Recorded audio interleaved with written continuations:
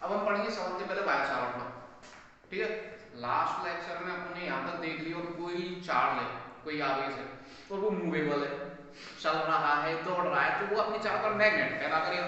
अब जब वो चार्ज एक मैग्नेट बन जाएगा तो उस पर कितना फोर्स लगता है, उसकी मोशन कैसे होती है, और उस पर लगने वाले फोर्स को,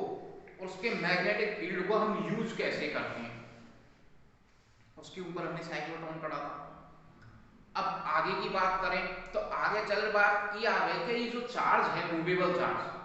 यहाँ पे फोर्स कितने लग रहा हो ये तो हमने पढ़ लियो क्यूबीबी साइन थीटा।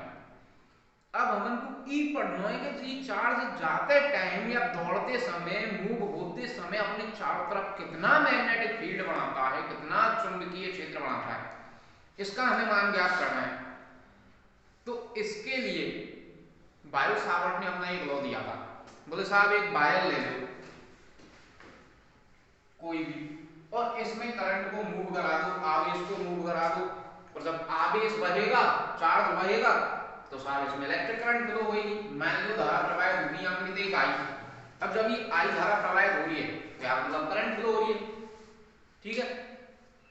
करंट फ्लो हो रही है, आई धारा प्रवाहित हो रही है, तो इसमें आवेश बह रहा है, मतलब आवेश दौड़ रहा है, और जब वो दौड़ता हुआ आवेश अपने चारों तरफ मैग्नेटिक फील्ड प्रोड्यूस करेगा। इस वायर के चारों तरफ वो मैग्नेटिक फील्ड प्रोड्यूस करने वाला है। अब साबित चुंबकीय क्षेत्र कितने है और इसका मान कितना होगा और वो कैसे फाइंड करना है, तो बायो सावर्ट ने सीधी सी बात कही। देखो साहब पूरे तार के कारण तो मैं चुंबकीय क्षेत्र बता नहीं सकूं। ऐसा करो या फिर कोई थोड़ी बहुत छोटा मोटा एलिमेंट ले लो, डीएल, कोई अल्पांश का ले लो डीएल, और इस डीएल अल्पांश से किसी दूरी आर पर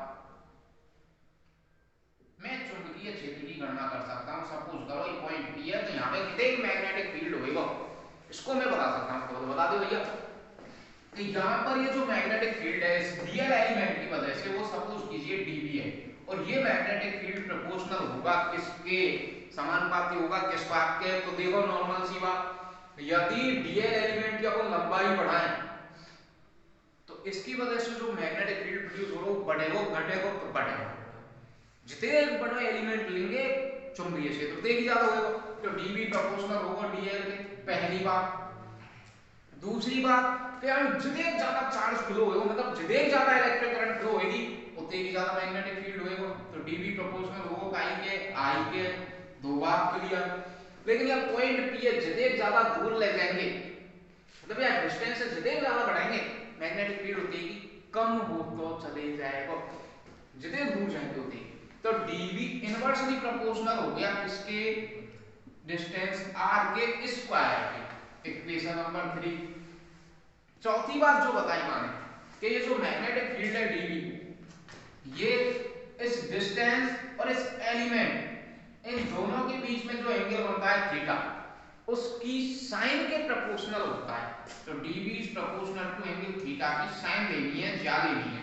तो साइन थीटा के इक्वेशन नंबर 4। और जब चारों इक्वेशन में यूज करें तो dB is proportional to I into dl into sin theta upon r square. dl I sin theta angle proportional है, r स्क्वायर के इनवर्सली प्रोपोर्शनल है, व्युत्क्रमानुपाती है। देखिए साहब समानुपाती हटाओ और बराबर को चिन्ह काम में ले, और जैसे ही समानुपाती हटाए बराबर को चिन्ह काम में लेंगे तो ई हो जाएगा यहाँ पे जो स्थिरांक है वो mu naught upon 4 pi into पीछे को आई डीएल sin थीटा ऐसे के ऐसे ही अपॉन r स्क्वायर ऐसे कैसे। ये जो म्यू नॉट अपॉन 4 पाई आया इसका मान होता है म्यू नॉट अपॉन 4 पाई का, यहाँ पे जो म्यू नॉट होती है वो निर्वात की चुंबकीय पारगम्यता होती है। ठीक है, और ये म्यू नॉट अपॉन 4 पाई की जो वैल्यू है वो होती है आपकी 10 टू पावर -7। मात्रक क्या होगा, यूनिट का होगी। तो देखो बेटा नॉर्मल सी बात, इतने पहले से डीबी बैठो है मैग्नेटिक फील्ड, मैग्नेटिक फील्ड की यूनिट होगी टेस्ला।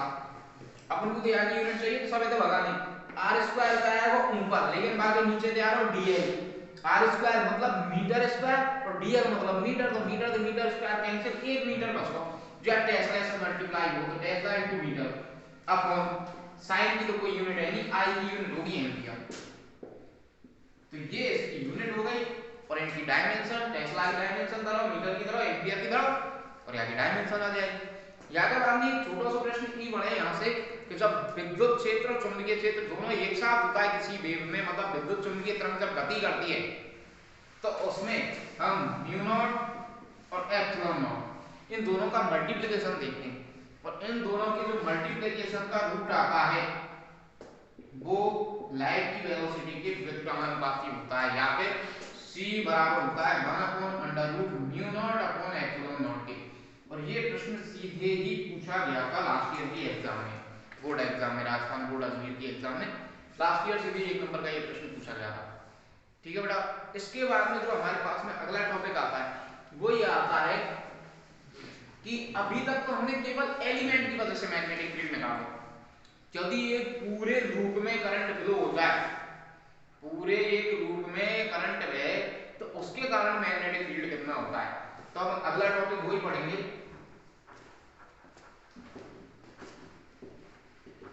अगला टॉपिक पढ़ेंगे magnetic field due to a current carrying loop. और वो जो मैग्नेटिक फील्ड हम फाइंड करेंगे वो करेंगे उसकी एक्सिस पर, अक्ष पर। तो अब हम एक करंट कैरिंग लूप लेंगे, एक धारावाही चालक लूप भी कैसे लेना है, हमको वृत्ताकार। इस साथ हमने एक वृत्ताकार लूप लिया, इसमें करंट फ्लो हुई है ऐसे, सपोज करो ये फ्लो हुई आई इलेक्ट्रिक करंट, ये इसका केंद्र हो गया हो और ये इसकी त्रिज्या है कैपिटल आर, इसकी ये हो गई अक्ष और इस अक्ष पर किसी x दूरी पर ये एक पॉइंट है P और यहां हमें मैग्नेटिक फील्ड को फाइंड करना है। जबकि बायो सावर्ट ने ये कही कि भैया मैं तो एलिमेंट की वजह से मैग्नेटिक फील्ड बता सकता हूं, बाकी मेरे पास में और कुछ नहीं है। तो हम तो एलिमेंट की वजह से मैग्नेटिक फील्ड निकाल रहे हैं, छोटे से एलिमेंट ले लेंगे, फिर यहां ले लेंगे एक एलिमेंट यहां और सब में जोड़ देंगे और जोड़ पे तो तरीका ये है समाकलन कर दो, टोटल मैग्नेटिक फील्ड आ गया। अब पहले तो एक एलिमेंट की बात करो, ये एलिमेंट लिया यहां से यहां तक जिसकी लेंथ थी dl और इस dl लेंथ की एलिमेंट से बिंदु P की जो दूरी है वो कितनी हो जाएगी, तो वो हो जाएगी साहब की हाइपोटेन्यूज बन गो, कारण बन गो, तो ये हो गई r स्क्वायर प्लस लंब square r square plus x square का whole under root. Point P की दूरी आ गई। हमन को चाहिए मैग्नेटिक फील्ड डेल्टा V या डेल V या dV, कच्ची से लिख दो बराबर mu naught upon 4 pi I dl sin theta upon r square, ये वाला अकॉर्डिंग टू बायो सावर्ट। तो हमने देखो 100 I को हमको पता है यहां में I इलेक्ट्रिक करंट फ्लो हो रही है, ये पहले ही लिख दिया हमने। दूसरी चीज एलिमेंट को हमने ले लिया dl, एक हमको चाहिए डिस्टेंस की, डिस्टेंस आ गई, एक चाहिए एंगल, या एंगल को पता कैसे चले। अब पहली बात तो ये एंगल कौन सा, ये एंगल है I और dl के बीच में बना एंगल, सॉरी ये एंगल है इस एलिमेंट dl और इस डिस्टेंस के बीच में बना हुआ एंगल, ये वाला एंगल। अब ये एंगल कितने का बनता है एलिमेंट की और इसके बीच में, तो देखो बेटा सपोज करो कि E जो मेरी उंगली है, E इस लूप का एक हिस्सा है, यहाँ dl एलिमेंट है, थोड़ा ध्यान देना, वहां पर E ऐसे घूम लो पूरा लूप और ये एलिमेंट है मेरे पास में dl इतना सा हिस्सा, ऐसे जब लूप घूम लो पूरा, ठीक है, और E की एक्सिस है और यहाँ पर एक्सिस के यहाँ किसी पॉइंट P पर हम मैग्नेटिक फील्ड निकाल रहे हैं। तो यार dl एलिमेंट के जब मैं P मान जाऊंगा तो ऐसे जाऊंगा, तो ये वाली लाइन ये जो मार्कर है और मेरी जो उंगली है यहाँ के बीच में एंगल कितने को बनेगा, तो E एंगल बनेगा, देखो बेटा कितने डिग्री को, 90 डिग्री को, ठीक है, क्लियर है। ये कैसे भी घुमा लो तुम यार, E या लूप के कितने डिग्री को एंगल बनाएगा, हमेशा 90 डिग्री को एंगल बनाएंगे। यदि एक्सिस पे थोड़ा देर से घुमा दिया तो दिक्कत आ सकती है, यदि एक्सिस को जा रहे हैं अपन तो ये हमेशा कितने डिग्री का एंगल बनाएगा, 90 डिग्री का एंगल बनाएगा, क्योंकि एक्सिस सेंटर की तरफ होती है और सेंटर के लिए जाने वाली जो भी रेडियस होती है वो 90 डिग्री का एंगल बनाती है सरफेस के सामने या सरकमफेरेंस के सामने, मतलब परिधि के सन केंद्र से जाने वाली रेखा कितने डिग्री का कोण बनाती है, 90 का। अब ये जो केंद्र है यहाँ से जितनी भी एक्सिस जाएंगी उन पे देखो रस्सी डाल दो तुम यहाँ या परिधि पे, सब के सब 90 डिग्री को एंगल बनाएंगे यहाँ से 90 तो ये एंगल होगा 90 डिग्री को थीटा, तो थीटा की वैल्यू होगी 90 मान करो, तो dv बराबर कितने का आएगा साहब, dv बराबर आएगा mu naught upon 4 pi into I into dl और sin 90 का मान होगा 1 और बटे रहेगा खाली r स्क्वायर। की वैल्यू पुट कर दे, r की वैल्यू कितनी है यहां से यहां तक पूरी है under root r square plus x square और होल स्क्वायर करेंगे रूट हट जाएगा ले जाएगा r square plus x square under root हट जाएगा स्क्वायर दे। ठीक है साहब, अब आगे की बात करते हैं। ये तो मैग्नेटिक फील्ड है यहाँ पे d। अब यहाँ मैग्नेटिक फील्ड की दिशा का है तो चुंबकीय क्षेत्र की दिशा निकालते हैं हम दक्षिण हस्त नियम से, right hand thumb rule. Right hand thumb rule लगा के कि अपने हाथ से कोई भी धारावाही चालक या करंट कैरिंग लूप है उसको ऐसे पकड़ो कि अंगूठा तो रे करंट की डायरेक्शन में, तो घूमती हुई जो उंगलियां हैं वो मैग्नेटिक फील्ड की डायरेक्शन को शो करेंगी। तो लूप में वही काम करना, इलेक्ट्रिक करंट फ्लो हो रही है ऐसे, चलो ऐसे तो करा देंगे केवी की बात की है कि इलेक्ट्रिक करंट फ्लो हो रही क्यों ऐसे वो पॉइंट पी में ई लूप है, ई एक्सिस है। अब पॉइंट पी पे मैग्नेटिक फील्ड की दिशा के दे डायरेक्शन के दे तो एरियल लूप ई डीएल एलिमेंट इलेक्ट्रिक करंट ऐसे फ्लो हो रही है तो लूप कैसे पकड़ना है, अंगूठा करंट की दिशा में, तो कैसे पकड़ूं, यूं पकड़ूं लूप है यूं पकड़ूं उधर की तरफ पकड़ूंगा, यूं वेरिएबल करंट तो यूं पकड़ूं। अब उंगलियां कैसे घूमेंगी साहब यूं, जब भाई क्या पॉइंट की बात कर रहा हूं यहां इस लेवल में, तो इस लेवल में उंगलियां यहां पे कैसे उंगलियां यूं, लूप ऐसे, ध्यान देना लूप ऐसे है, मैंने इसे लूप को पकड़ा है तो इस सिचुएशन में मेरी उंगलियां जब इस पॉइंट की बात कर रहा हूं तो यूं और ऊपर आंग होता है ऐसे हो जाएंगी और ऊपर आंग होता है ऐसे और ऊपर आंग होता, पर हम बा पॉइंट की बात करें तो बात ज्यादा उंगलियां ऐसे हैं ऊपर की ओर, तो मैग्नेटिक फील्ड कितने की बदल होएगा यहां से इधर की तरफ, ये जो मैग्नेटिक फील्ड है डीवी या की डायरेक्शन कितने की बदल होगी। हमन को अब इसमें मैग्नेटिक फील्ड निकालना है लेकिन डीवी के तो साथ दो कंपोनेंट है, सीधी सी बात देख लो तुम, सपोज करो ये वाला एंगल यदि फाई है तो ये वाला एंगल 90 माइनस फाई, समकोण त्रिभुज बन रहा है, ये वाला एंगल यदि फाई है तो ये 90 माइनस फाई, फिर ये वाला कंपोनेंट और ये वाला कंपोनेंट ये तो क्षैतिज घटक है और वो ऊर्ध्वाधर घटक, वो वर्टिकल है ये हॉरिजॉन्टल है, ये घटक देखने अपन को तो देखो बेटा ई 90 माइनस फाई हो, ये दोबारा बचा हो फाई, ई बचा हो 90 माइनस फाई और ई का हो गया वो फाई, तो फाई ए के लिए रहा, फाई से लगी हुई जो साइड होगी वो वही cos बार, किसकी डीवी के लिए, ये हो गया cos फाई और ई ऊपर वाला ये हो जाएगा sin वाला, किसका डीवी का। अब एक चीज जो ध्यान देने की है वो ये है कि जब यहाँ ये डीएल एलिमेंट है तो इसके जैसा एक डीएल एलिमेंट यहाँ नीचे भी होगा, ये डीएल एलिमेंट यहाँ नीचे होगा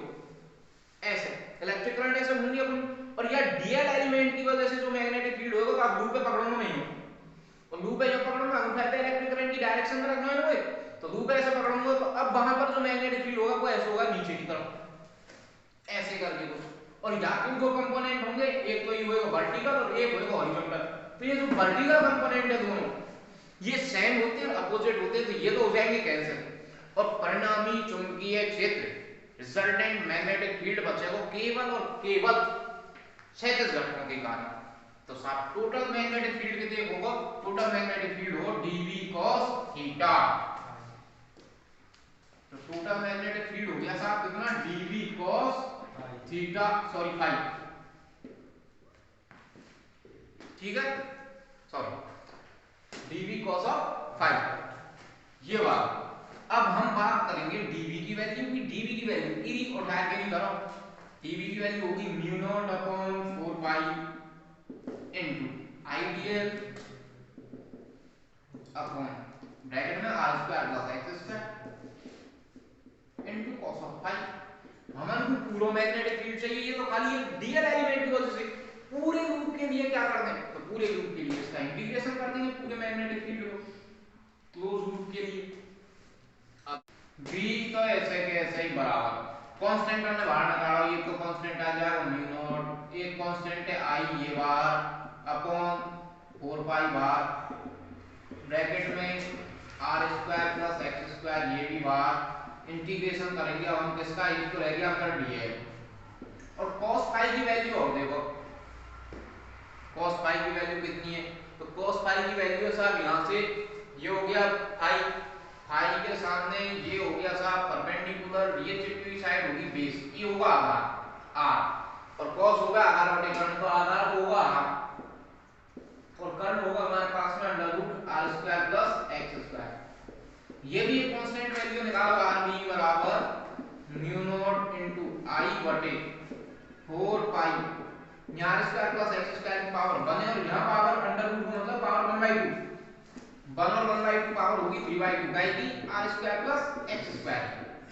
अंदर है वही कैपिटल आर, इसको भी बाहर निकालो। अब इंटीग्रेशन करना है डीएल को, डीएल डीएल एलिमेंट कर देंगे पूरी सर्कल बैलेंस को इंटीग्रेशन करेंगे तो ये पूरी परिधि बन गई, परिधि को मतलब 2 पाई आर, कछु काटा पीटी हो रही हो बाहर काटा पीटी कर लो, पाई से पाई कैंसिल, 2 से 4 2 टाइम, ऊपर रह जाएगा mu naught into I into R into R करेंगे तो आर स्क्वायर बटे नीचे रहेगा R square plus X square की होल पावर 3/2। ये तो आ गया साहब अक्ष पर चुंबकीय क्षेत्र। अब यदि हम इसके केंद्र पर निकालें तो ये नीचे वाला दो रहेगा। अब यहाँ के अपन केंद्र पे चुंबकीय क्षेत्र निकालें बी सेंटर,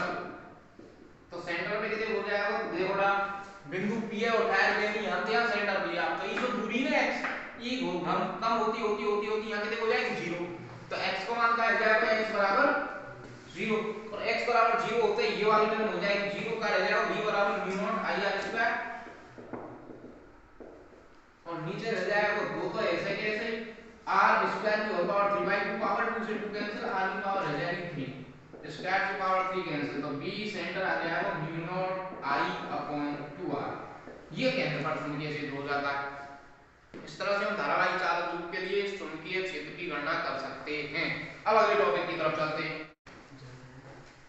अब अगला टॉपिक हमारे पास में एम्पियर का परिपथीय नियम, एम्पियर सर्पिटल लॉ। एम्पियर का परिपथीय नियम काके में सर्पिटल लॉ काके कि कोई वक्र लूप ले और इसमें से मान लो धारा आ रही है बहुत सारी, इन सब धाराओं को जोड़ करो, इस सभी धाराओं का क्या कर दो जोड़, और आप देखेंगे कि इसी बंद लूप से इस बंद लूप के लिए चुंबकीय क्षेत्र का यदि हम बंद रेखा समाकलन करते हैं, close line integration of magnetic field करते हैं, तो ये साहब इस बंद लूप से गुजरने वाली समस्त धाराओं के बीजगणितीय योग इनटू निर्वात की चुंबकीय पारगम्यता म्यू नॉट इन दोनों के गुणनफल के बराबर होता है। ये एम्पियर का परिपथीय नियम है। दोबारा से सुन लो, किसी क्लोज लूप के लिए मैग्नेटिक फील्ड का लाइन इंटीग्रेशन उस क्लोज लूप से निकलने वाली सभी इलेक्ट्रिक करंट्स के अलजेब्रिक सम और वैक्यूम की परमीएबिलिटी निर्वात की चुंबकीय पारगम्यता के गुणनफल के बराबर होता है। ये एम्पियर का परिपथीय नियम है। अब इसके बाद में हम आगे बात करते हैं एम्पियर के परिपथीय नियम के उपयोग। तो इसका एक उपयोग होता है धारावाही चालक के लिए चुंबकीय क्षेत्र की गणना करने में। ठीक है, ये धारावाही चालक है, इसमें धारा प्रवाहित हो रही है साहब आई, इसका चुंबकीय क्षेत्र कितना होगा, सपोज करो हमको यहाँ से यहाँ स्मॉल r दूरी पे एक बिंदु ले लियो P, यहाँ पे चुंबकीय क्षेत्र की गणना करनी है, तो हम क्या करेंगे, एक क्लोज लूप ले लियो, ये ले लियो साहब हमने क्लोज लूप, और इस क्लोज लूप के लिए इस मैग्नेटिक फील्ड में एम्पियर लॉ पुट करना है साहब। तो इस क्लोज लूप के लिए मैग्नेटिक फील्ड का लाइन इंटीग्रेशन करना है। सपोज करो एलिमेंट लियो ये हमने डीएल लिया, ये डीएल एलिमेंट हो गया, तो line integration B dl close line integration is equal to mu naught into summation I. और एक चीज तो क्लियर दिख रही है कि या पूरे क्लोज लूप में से केवल और केवल एक ही धारा प्रवाहित हो रही है, कितनी आई, तो समेशन आई का मान तो होगा सीधा सा आई, ई म्यू नॉट ऐसे कैसे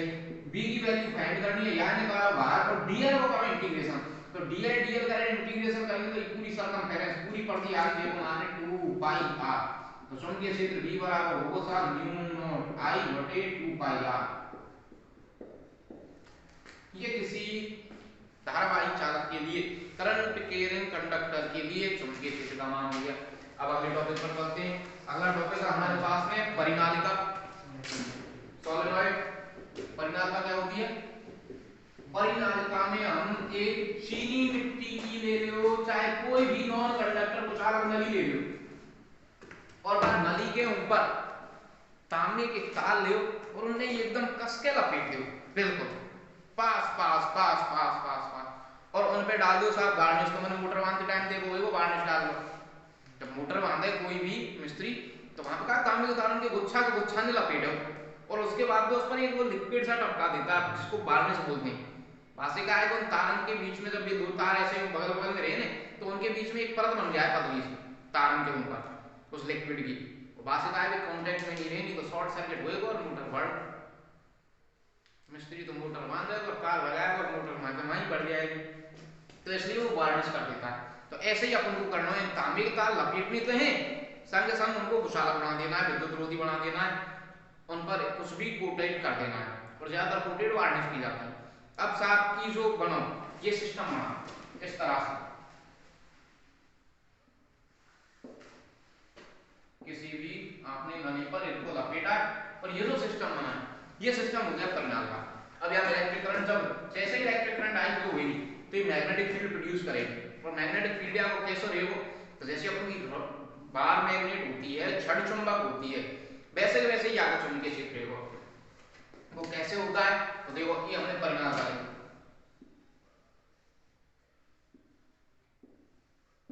तो इस पर हमने ये तार लपेटे साहब ये इसमें इलेक्ट्रिक करंट फ्लो करा दी हमने आगे।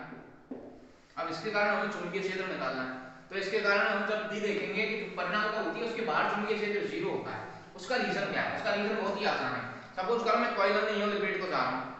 और धारा ऐसे ही प्रवाहित हो रही है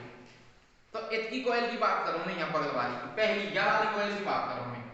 इस वाली पहली वाली फिर बाद में दूसरी करेंगे पहले या की बात करें इसके कारण बाहर चुंबकीय क्षेत्र कैसे होगा तो ई कॉइल है साहब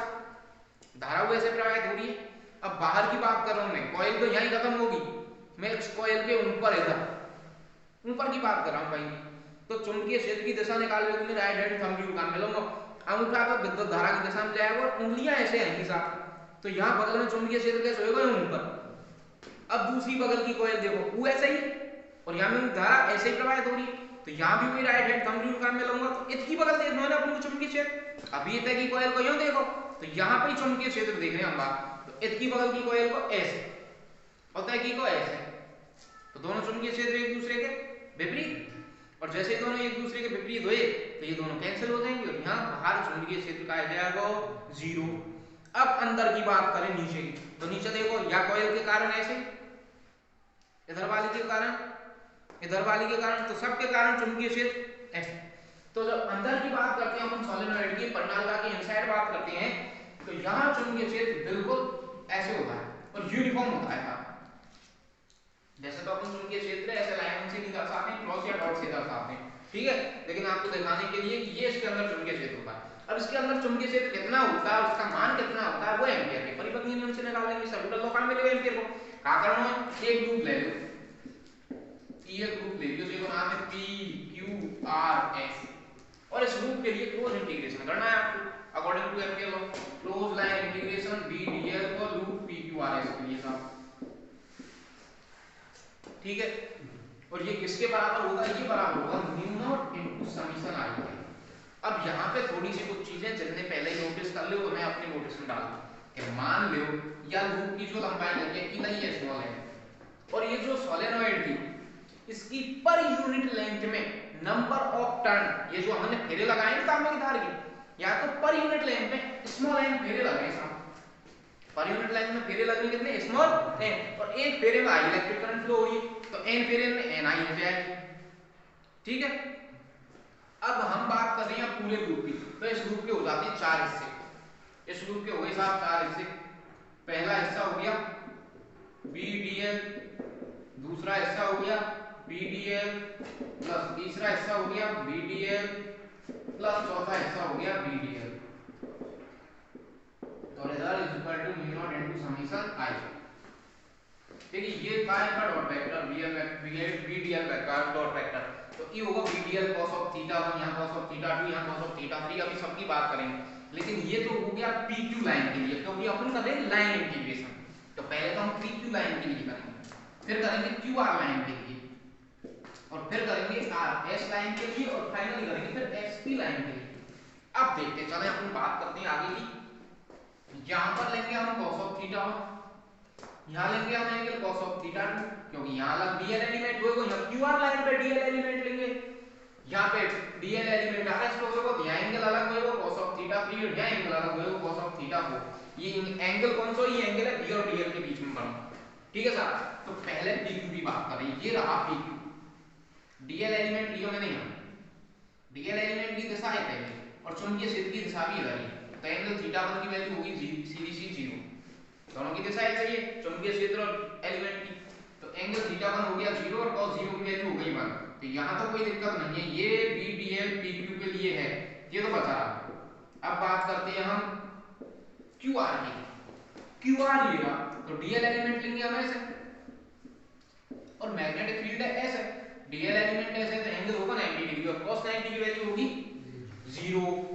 किसके लिए, क्यूआर के लिए। अब आरएस की बात करें तो आरएस में एंगल तो हो गया 180, मैग्नेटिक फील्ड है ऐसे और डीएल एलिमेंट ले रहे हैं हम ऐसे,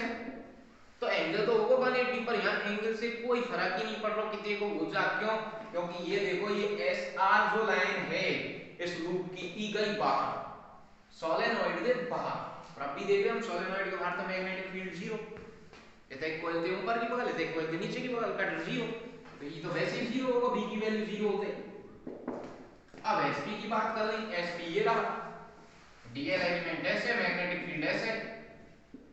एंगल होगा 90 डिग्री और cos 90 की वैल्यू 1, तो ये रह गया साहब कितना, surface line integration, sorry cos 90 की वैल्यू हो गई क्या 0, तो ये भी 0 बराबर, इधर रह गया म्यू नॉट इनटू समीशन आई की बात करते हैं हम, कुल धारा, कुल धारा कितनी बह रही है इस लूप से, तो इस लूप में ये लगे साथ टर्म, इन टर्म से जो धारा निकलेगी वही इस लूप से निकलने वाली कुल धारा होगी। अब एक टर्न में कितनी धारा निकल रही है आई, यूनिट लेंथ में टर्न कितने n,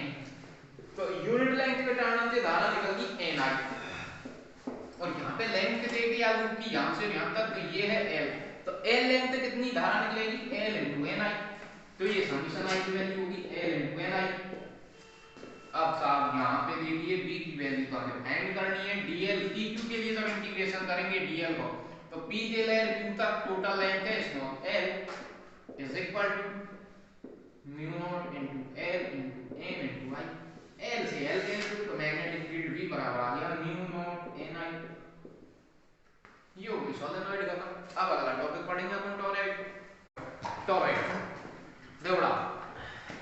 टॉरॉइड में क्या करें अपन, जो परिनाल का हुई हमारी बाकी दोनों सिरे ने मोड़ के नहीं छोड़ दें, तो वो एक वृत्ताकार रूप ले लेता है कुछ इस तरह से,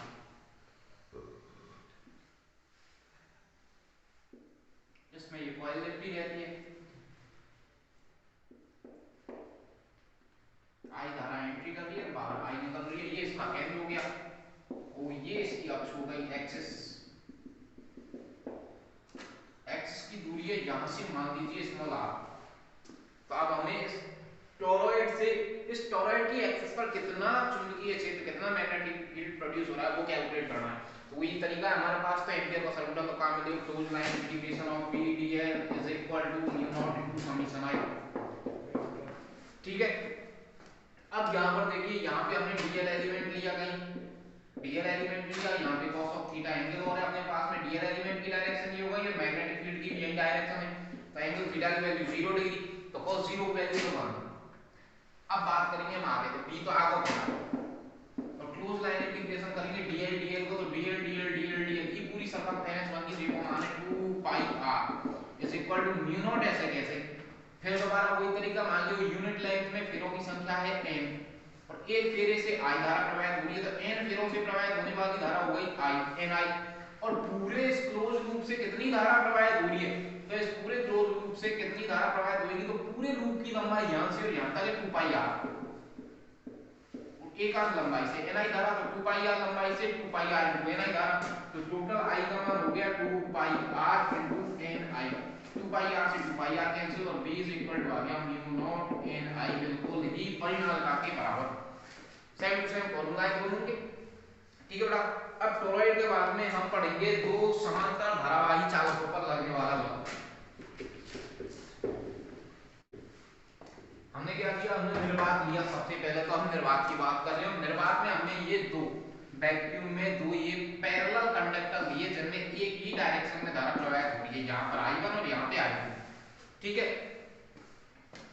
इसकी वजह से इस पर मैग्नेटिक फोर्स लगेगा और इसकी वजह से इस पर मैग्नेटिक फोर्स लगता है। मान लीजिए दोनों के बीच में दूरी है स्मॉल d, ठीक है। अब हम निकाल रहे हैं मैग्नेटिक फोर्स कौन से वायर पे, दूसरे पर, किसके कारण, पहले के कारण। और इसका मैग्नेटिक फोर्स का हमने किसी करंट कैरिंग कंडक्टर पर मैग्नेटिक फोर्स का पहले ही फॉर्मूला पढ़ा था लास्ट लेक्चर में, और वो था IBL से हम उस फॉर्मूले को याद रखते थे, वो था IBL sin ऑफ थीटा। लेकिन एक चीज ध्यान देना बेटा, हम कौन से तार पे चुंबकीय बल निकाल रहे हैं, तो हम निकाल रहे हैं साहब दूसरे पे। तो हमने तार धरा दूसरा और काई में धरा पहले के मैग्नेटिक फील्ड में। पहले ने मैग्नेटिक फील्ड बनाया अपने चारों बगल में, राइट हैंड थंब रूल से देखें तो ऐसे,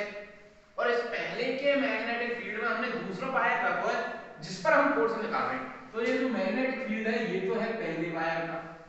और ये जो इलेक्ट्रिक करंट फ्लो हो रही है ये हो रही है साहब दूसरे वायर में, और लेंथ भी दूसरे वायर की। ये ध्यान देने वाली बात है यहाँ पे। अब पहले वायर का यहाँ कितना मैग्नेटिक फील्ड पहुंच रहा है V1, ये हमें जानना है। तो ये देखिए क्योंकि जो V1 है इसकी वैल्यू कितनी है, तो V1 की वैल्यू हमने अभी देखो किसी करंट कैरिंग ग्रुप के लिए चारों तरफ उसके जो मैग्नेटिक फील्ड होता है V, वो होता है mu naught I upon 2 pi r, और जहां पे दूरी r उसकी त्रिज्या थी या फिर r उसके वायर से उस बिंदु की दूरी जहां पे मैग्नेटिक फील्ड को फाइंड करें, तो यहां पर इस वायर से इस वायर की दूरी है d,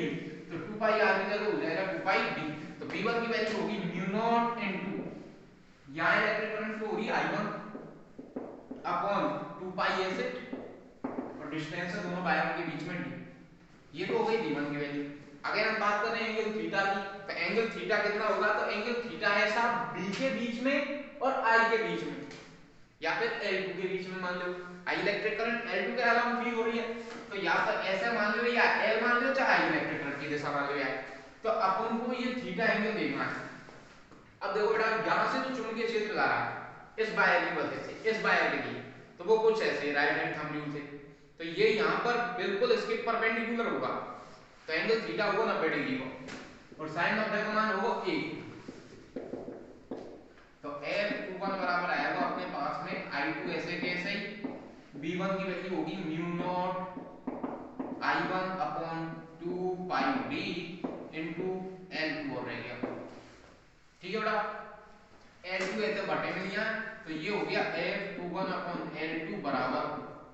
I1 into I2 into mu naught upon 2 pi d, और ये हो गया दूसरे चालक तार की एकांक लंबाई पर लगने वाला बल, force on unit length on second wire. अब हम फर्स्ट वायर की बात करेंगे, फर्स्ट वायर पे कितने फोर्स लगेगा, तो फर्स्ट वायर पे जो फोर्स लगेगा F पहले वायर पर दूसरे की वजह से, तो सेम फॉर्मूला। अब कि हम पहले फोर्स निकाल रहे तो पहले और डायरेक्टली दूसरे के मैग्नेटिक फील्ड में रखेंगे, तो I1 की जगह तो हो जाएगा I2 की जगह तो होगा I1 पहले वायर की current into magnetic field, magnetic field है या दूसरे वायर को, तो या की जगह हो जाएगा B कौन से वायर को, दूसरे को, इनटू L2 की जगह पहले वायर की लेंथ होगा L1, और यहां भी एंगल वही 90 डिग्री, ये वायर पे जैसे अपन देखेंगे तो ये परपेंडिकुलर होगा इसके, यहाँ एंगल 90 डिग्री और यहाँ तो थोड़ा साइन 90 तो ये होगा। अब V2 की वैल्यू चाहिए, V2 के लिए फार्मूला वही है, तो F12 बराबर आ जाएगा साहब I1 ऐसे कैसे, V2 की वैल्यू हो गई म्यू नॉट ऐसे करेक्ट I2 बटे 2 पाई d, दूरी हुई है d दोनों के लिए, इनटू L1, तो L1 ऐसे बटे में है, तो F12 is upon L1 is equal to I1 into I2 into mu naught upon 2 pi d, मतलब पहले वायर की एकांक लंबाई पे बल, पहले फोर्स पहले वायर की यूनिट लेंथ पे फोर्स है, और ये हो गई इक्वेशन नंबर 2। और इक्वेशन नंबर 2 से क्लियर है कि दोनों वायर की जो एकांक लंबाई की बल है वो एक समान होगा। ये न्यूटन के क्रिया प्रतिक्रिया का नियम भी कहता है कि तुम पे जितने फोर्स लगाया वो तेजी में तू पे करना हो, ठीक है। तो ये हो गया। अब यहां से अपन बात करते हैं स्टैंडर्ड एम्पियर, मानक एम्पियर की परिभाषा की, जो हर साल लगभग हर दूसरे साल पूछी जाती है, बहुत ही मोस्ट इंपोर्टेंट है। तो मानक एम्पियर की डेफिनेशन की बात करें तो देखो बेटा I1 I2 इन दोनों की वैल्यू ने ले लियो बराबर, और इन दोनों की वैल्यू ले ली मैंने 1 एम्पियर, ठीक है। और इस इक्वेशन को मैंने ऊपर नीचे 2 से गुणा कर दिया, तो ये फार्मूला बदल जाएगा किसमें, F12 अपॉन L1 बराबर, चाहे हम क्या है ऐसे भी लिख सकते हैं F21 अपॉन L2, जिन दोनों की वैल्यू बराबर है, दो से ऊपर नीचे गुणा करेंगे तो ये बन जाएगा 2i1 into i2 into mu not, और नीचे बन जाएगा 2 दूनी 4 4 पाई इंटू डी। अब देखो i1 i2 की वैल्यू थे तो हम हो गए फ्री, डी की वैल्यू ले लियो 1 मीटर, डी की वैल्यू ले ली हमने कितने मीटर 1 मीटर, तो फोर्स कितना हो गया F12 अपॉन L1 बराबर, या फिर F21 अपॉन L2 बराबर हो गया किसके, दो तो ऐसे के ऐसे ही इंटू ऊपर रहेगा म्यू नॉट अपॉन नीचे रहेगा 4 पाई, क्योंकि इन सब की वैल्यू तो 1 होगी i1 i2 और d की, तो और म्यू नॉट अपॉन 4 पाई की वैल्यू होती है 2 गुणा 10 की घात -7, और फोर्स की मात्रा हो गया न्यूटन, और नीचे प्रति इकाई लंबाई के लिए पर यूनिट लेंथ के लिए तो नीचे मीटर, न्यूटन पर मीटर। तो हम कहेंगे जब हम दो वायर ले रहे हैं, दोनों वायर एक दूसरे के पैरेलल हैं और वो दोनों वायर वैक्यूम में रखें, निर्वात में रखें, और उन दोनों में समान धारा प्रवाहित हो रही है, दोनों के बीच की दूरी 1 मीटर है, और उन दोनों वायर की यूनिट लेंथ पर लगने वाला फोर्स 2 × 10⁻⁷ न्यूटन पर मीटर है, तो इस टाइम उनमें फ्लो होने वाली इलेक्ट्रिक करंट की वैल्यू 1 एम्पियर होगी। ये मानक एम्पियर की परिभाषा है, स्टैंडर्ड एम्पियर की डेफिनेशन है। ठीक है बेटा, अब इस लेक्चर का, इस टॉपिक का, इस चैप्टर का लास्ट लेक्चर रहता है जिसमें ये चैप्टर कंप्लीट पूरा हो जाएगा। आज हम इतना ही पढ़ेंगे, उसके बाद में हम थर्ड लेक्चर में इस पूरे चैप्टर को कंप्लीट करेंगे। ठीक है बेटा।